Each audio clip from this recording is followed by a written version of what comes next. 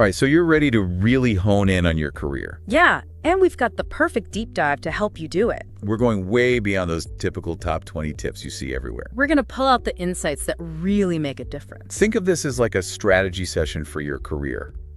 Exactly. So let's jump right in. That's good. Let's start with the foundation setting career goals that actually has some teeth to them. Right, not just those vague dreams everyone has. Yeah, we're talking about getting specific. Exactly. Like, instead of just saying, I want to be successful, Right. ask yourself, what does success actually look like for me? Yeah, in 5 years. Yeah, what skills will I need then? What position do I actually want to hold? I like that. Having that clarity is like setting the coordinates on your career GPS. Okay, so we've got our destination locked in. Right. Now, how do we make sure we're not just spinning our wheels on the way there? That's the big question. We've got this stack of tips that mentions the 80-20 rule. And honestly, just hearing that makes me feel a little overwhelmed. I get that it can seem daunting. Yeah. But it's not about adding more to your plate. Okay. It's about choosing from what you already have more strategically. Okay, so how does this 80-20 rule actually work? Well, it suggests that 80% of your results come from just 20% of your efforts. Oh, wow. So think about your work.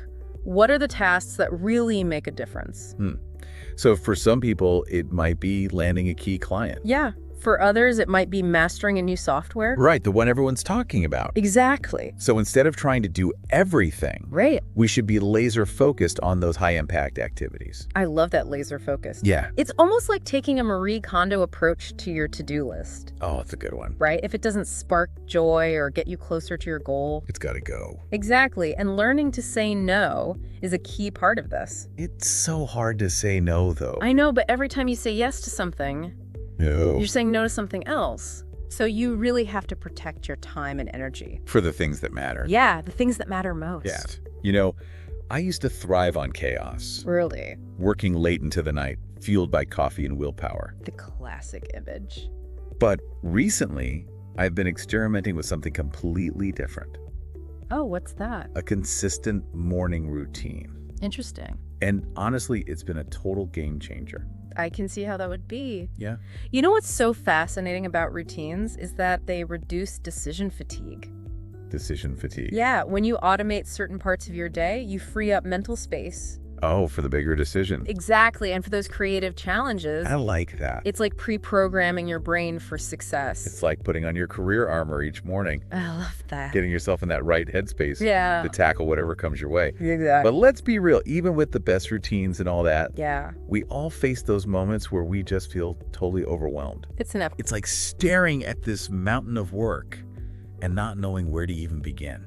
I've been there. And that's where the power of breaking things down comes in, right? Absolutely. Instead of getting paralyzed by that huge project, Right. try breaking it down into smaller, more manageable steps. Small steps. Yeah. I'm a huge fan of visual to-do lists Oh, yeah. where I can actually check things off as I go.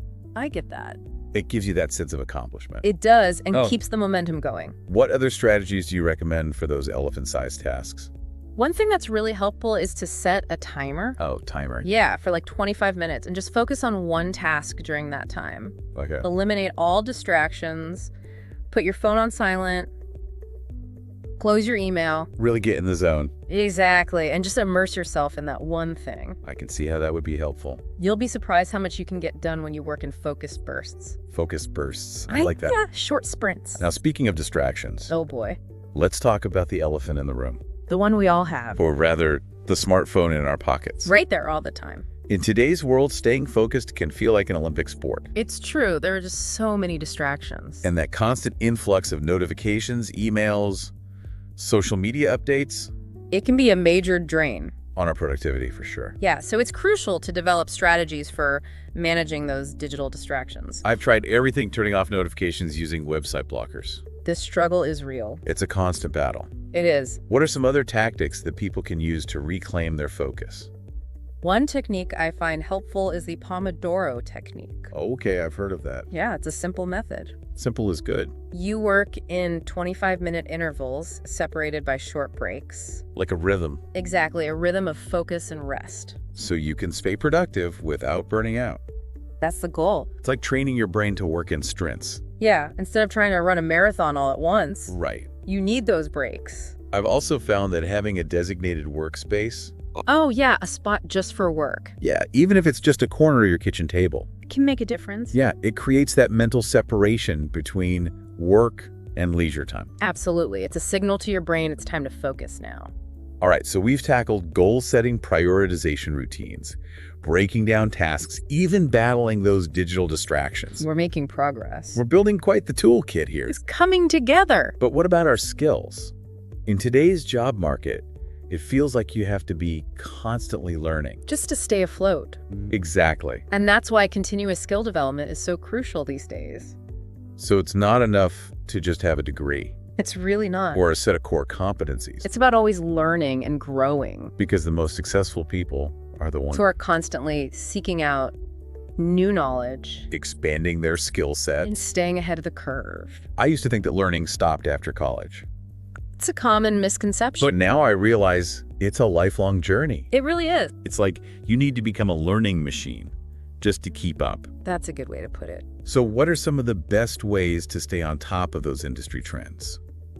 Well, there's so many resources available today, from online courses to boot camps to industry conferences and workshops. So many options. The key is to be proactive. To take charge of your own learning. Exactly. Identify the skills that are most valuable in your field and create a personalized learning plan. So it's like building your own career curriculum. I like that analogy. Tailored to your specific goals and interests. Precisely. And it doesn't have to be overwhelming. No, not at all. Even dedicating 30 minutes a day to reading or listening to podcasts. It can make a huge difference over time. It's about creating those micro-learning habits that compound. That's a great way to think about it. And don't underestimate the power of mentorship. Mentorship is so valuable. Finding someone who's already navigated the path you're on. It can make all the difference. Mentorship is like having a career Sherpa. Guiding you along the trail. Helping you avoid those potential pitfalls. They can provide a roadmap, point out potential obstacles, share lessons learned from their own journey. But how do you actually go about finding a mentor? Well, it doesn't have to be a formal, structured relationship. Oh, good. It could be as simple as reaching out to someone you admire and asking for a coffee chat. A coffee chat? Yeah, just to pick their brain. Oh, that makes it less intimidating. And don't be afraid to reach outside your immediate circle. Oh, yeah. Sometimes the most valuable connections come from unexpected places. That's so true. Networking can feel like a dirty word to some people. I get that. But it's really about building genuine connections. And fostering relationships that can open doors to new opportunities. It's not about collecting business cards. No, it's about building real relationships. It's about being genuinely interested in other people, listening to their stories, sharing your own. Exactly. You never know where a conversation might lead. You know, we've covered a lot of ground in this first part of our deep dive. From goal setting to prioritization to skill development to networking. It's clear that focusing on your career requires a multifaceted approach. It really does. But there's one crucial element we haven't touched on yet.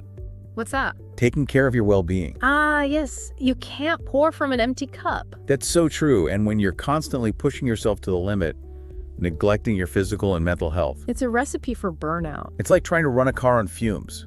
Eventually, you're going to hit a wall. So how do we strike that balance between pursuing our career aspirations and taking care of ourselves? That's the million-dollar question. Is it even possible? It absolutely is, and it starts with recognizing that self-care is not selfish. Oh, I like that. It's essential. It says, John. When you prioritize your well-being, you're actually investing in your productivity, your creativity, your overall success. I love that reframing. It's a whole new way to look at it. It's not about indulging in bubble baths and spa days. Though those can be nice. It's about making conscious choices that nourish your mind, body, and spirit. Things like getting enough sleep, eating nutritious foods, making time for activities that bring you joy. It's about creating a sustainable lifestyle that supports your career goals. Rather than sabotaging them. Right, and recognizing that rest and recovery are not signs of weakness. They're essential for peak performance. Okay, so we've laid a solid foundation here in part 1. We've talked about setting clear goals, prioritizing, effectively mastering our distractions, embracing lifelong learning. So there's still so much more to explore. In the next part of our deep dive, we'll delve deeper into the importance of adaptability, resilience, and finding that sweet spot where your passions align with your work. Stay tuned because things are about to get even more interesting. I can't wait. Welcome back to our deep dive on focusing on your career. Where we're taking those 20 tips and really figuring out how to use them. Exactly. We've talked about setting those really specific specific goals, Just prioritizing like pros. and even taming those digital distractions that are always around. Right? Always there. But now let's talk about something that's crucial in any career: Okay, what's that? adaptability. Ah, yes. Being able to adjust. I used to think having a career plan meant you had to stick to it no matter what. Like it was set in stone. Yeah. Eh. But life rarely works out that way, does it? Definitely not. It's like having a roadmap. Okay. But refusing to take detours even if there's construction or like a beautiful scenic route. I love that analogy. The most successful people are often those who can adjust their sails, Oh, yeah. pivot when they need to, and see those unexpected turns as opportunities. So it's not about abandoning your goals altogether. No, not at all. It's about being flexible in how you reach them. Exactly. And that means being open to learning new skills Stepping outside your comfort zone. and seeing challenges as chances to grow. Speaking of challenges, Oh, let's be honest. We've all got that one thing we procrastinate on. oh, absolutely. Yeah. Procrastination is a universal struggle. Why do we do it, though? It's like we're sabotaging ourselves. It's strange, isn't it? Yeah, often procrastination comes from fear. Fear. Yeah, fear of feeling overwhelmed or like we're just not good enough. It's easier to avoid it than to face it. Exactly. Mm. It's our brain's way of avoiding those uncomfortable feelings. But then that just creates more stress later on. It always comes back to bite us. So remember that break it down strategy we talked about earlier? Oh yeah, breaking those big tasks into smaller ones. That applies to procrastination too. How so? Well, instead of staring down this huge, scary task, Right. you break it into smaller, more manageable steps. It makes it less intimidating. Exactly. And those small wins, those little bursts of progress. They can be so motivating. Yeah, they can actually help break the cycle of procrastination. It's like tricking your brain into thinking, hey, this isn't so bad after all. I like that trick your brain. You know what else can be incredibly motivating? What's that? Aligning your passions with your work. Now that's where the magic happens. Absolutely. Because when you genuinely love what you do, Yeah. work doesn't feel like a chore. It becomes a source of energy. Inspiration. Right, you're excited to get up in the morning. That passion fuels your focus, makes you more resilient, and ultimately leads to a much more fulfilling career. It's a game changer for sure. It's like finding that sweet spot where your talents, your interests, and what the world needs all come together. It's a beautiful thing when that happens. But finding that sweet spot can take some soul searching. It's an inner journey. What are you truly passionate about? What makes you feel alive? Sometimes it might mean taking a leap of faith, Yeah. trying something new, and being open to unexpected paths. Remember, a career isn't a straight line.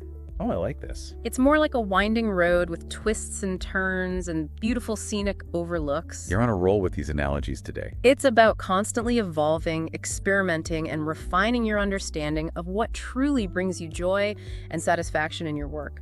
And celebrating those small wins along the way. Absolutely. Those moments of progress are like fuel for the journey. They remind us we're moving in the right direction and give us the energy to keep striving for those bigger goals. It's all about progress, not perfection. And speaking of guidance and support, Yes. don't underestimate the power of mentorship. Having someone who's been there, done that, and can offer advice and encouragement. It's invaluable. Think of mentors like those experienced hikers. Oh, yeah. They know the best trails, the hidden waterfalls, and how to navigate those tricky parts of the path. They've been there before. They can provide a roadmap, point out potential pitfalls, share lessons learned from their own journeys. And having a mentor can also create accountability. It's like having a cheerleader in your corner. Someone to help you stay focused and celebrate your successes. Exactly.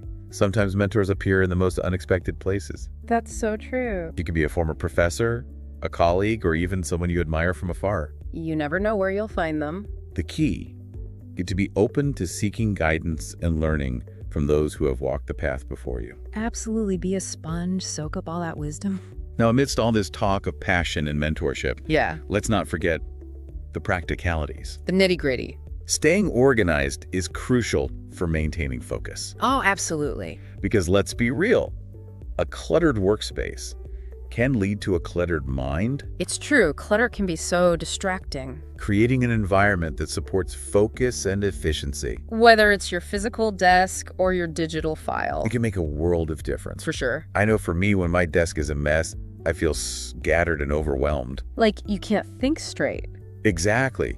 But when everything's in its place, I can actually focus. It's about reducing those little stressors that can chip away at your focus and productivity throughout the day. Those little things add up. They really do. And speaking of stressors, we need to talk about resilience. Ah, yes, the ability to bounce back. That ability to bounce back from setbacks and keep moving forward even when things get tough. Because, let's face it, no career is a smooth ride. There will be challenges, Yeah. obstacles, moments of doubt. It's part of the journey. But what separates those who succeed from those who give up What is it? is that ability to persevere, learn from mistakes, and maintain that unwavering belief in themselves.